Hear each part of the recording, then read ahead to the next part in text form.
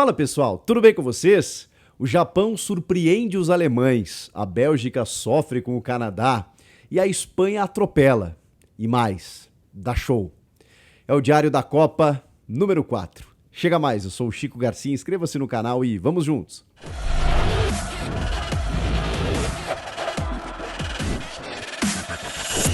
Bom, vamos começar pelo grupo F, que teve 2 jogos nessa quarta-feira, como por exemplo o 0-0, 7 da manhã, quem acordou cedo para assistir Marrocos e Croácia provavelmente se arrependeu. A gente gosta porque é Copa do Mundo e tudo mais, tem lá o Luka Modric, é a vice-campeã mundial de 2018, mas o jogo foi muito truncado, amarrado, sem nada demais, então é óbvio que a gente esperava muito de um jogo de Copa do Mundo, mas isso não aconteceu. Mas foi bom para a gente ter uma ideia, porque isso repercutiu no grupo F, que teve depois Bélgica e Canadá.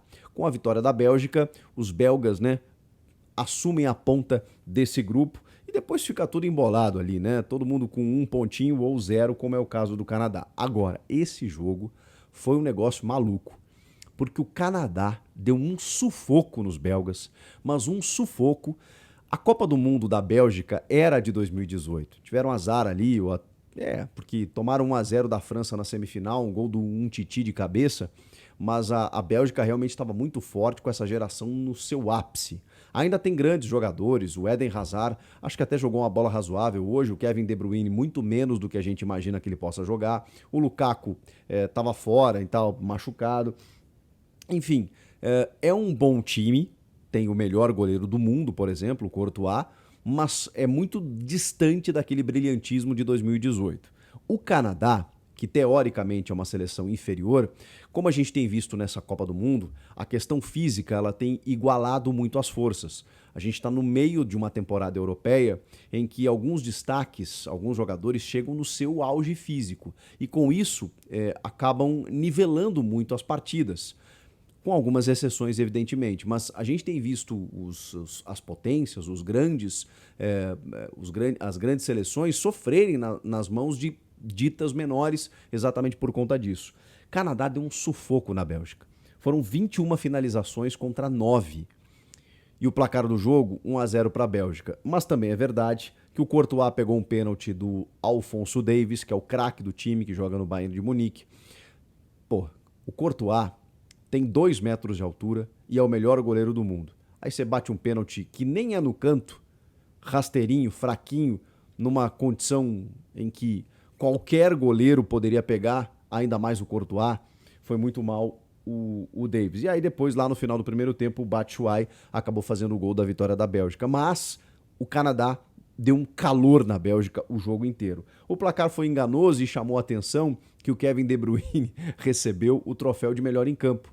E com toda a sua sinceridade ele disse: eu nem sei por que eu recebi esse troféu, porque provavelmente eu não mereça. Talvez pelo nome. Disse tudo. O Kevin De Bruyne. Foi craque, é um craque, também nas palavras. Mas teve pênalti também, pelo menos um não marcado a favor do Canadá, que a arbitragem ignorou e o VAR também. Então o Canadá poderia muito ter tido melhor sorte nesse jogo. Futebol é isso. A Bélgica saiu vencedora. Bom, aí a gente vai para o outro grupo, o grupo E, que realmente teve algumas coisas muito interessantes. É um grupo difícil, gente. Tem Alemanha, Japão, Espanha e Costa Rica. Não é fácil se classificar nesse grupo. E aí a gente já começa o dia, 10 da manhã, com esse jogo entre Alemanha e Japão. A Alemanha saindo na frente e os japoneses promovendo uma virada histórica, já histórica em Copas do Mundo, sobre os alemães. Foi apenas a 3ª vez que a seleção alemã perdeu na sua estreia em Copas do Mundo. A segunda tinha acontecido em 2018, quando eles ficaram fora da fase de grupos, naquela maldição que vem desde 2010, com a Espanha, na verdade 14, com a Espanha de 2010, que acabou não se classificando na fase de grupos de 2014, assim foi a Alemanha também. E será que a França não vai passar dessa vez? Acho mais difícil. Mas a Alemanha, que ficou de fora da fase de grupos de 2018, meu Deus do céu, vai ter que fazer uma final de Copa do Mundo agora contra a seleção da Espanha, que eu já vou falar nela na sequência. Mas que loucura o que aconteceu nesse jogo contra os japoneses, porque a Alemanha até estava fazendo um bom jogo, criou grandes oportunidades, só que aí esse goleiro, esse Gonda, esse japonês, ele pegou muito. Aliás, o sistema defensivo do Japão, os caras jogaram com muita intensidade para sair para o contra-ataque, mas muita recomposição defensiva em que a Alemanha tinha dificuldades para entrar. Então tinha que fazer arremates a média distância, ou o goleiro pegava, rebatia e tudo mais, e normalmente tinha um paredão ali de zagueiros. Mas realmente o goleiro trabalhou muito e poderia ter tido melhor chance a Alemanha, melhor sorte, né? Se a Alemanha conseguisse converter em gols todas as chances criadas, teria construído até um placar mais elástico, mas o futebol tem disso, né? Do outro lado você tem um goleiro que treina e trabalha para isso, para evitar os gols adversários. E o Gonda foi muito bem, o Japão soube se segurar, usou a estratégia, já teve um gol anulado a 7 minutos numa aula de contra-ataque, em que poderia até estar na frente o Japão. É verdade que o Havertz também teve um gol anulado no finalzinho do primeiro tempo, e no segundo tempo, cara, a Alemanha pá, em cima, até que o Japão entendeu que poderia conquistar uma vitória. Troço meio maluco, porque a jogada foi muito bem trabalhada, viu? Jogada trabalhada, enfim, pela esquerda, o cruzamento e tal. O Neuer deu rebote, pá! E o Doan acabou fazendo o gol de empate. E depois o Asano fez o gol da virada num lançamento pela direita, um domínio espetacular. E aí ele está sendo marcado pelo Schlotterbeck, que é um cara quase o dobro do tamanho do Asano, e ele domina, o cara tá marcando ele consegue segurar o cara na corrida, bota na frente e quase sem ângulo desloca o Manuel Neuer. Impressionante. Festa incrível, nipônica, o Japão ganhando as ruas. Ah, Chico, mas poxa, o Neuer foi para a área para tentar parar uma bola aérea nos acréscimos do jogo, e aí todo mundo pode pensar, Chico, mas, pô, uma primeira rodada, para que essa festa toda do Japão, a Alemanha no desespero e lá e tudo mais, a Alemanha pode ficar de fora com a vitória da Espanha. Se a Alemanha perder para a Espanha no segundo jogo, a Alemanha está eliminada da Copa do Mundo. Então, às vezes parece só um primeiro jogo que dá para recuperar, não é sempre assim. Então, cara, que loucura tá esse grupo em que a gente vai acompanhar muito de perto, porque já tá pintando uma sensação, que é a Espanha, que venceu a Costa Rica por um 7-0, um sonoro 7-0. E vamos combinar, num jogaço de bola.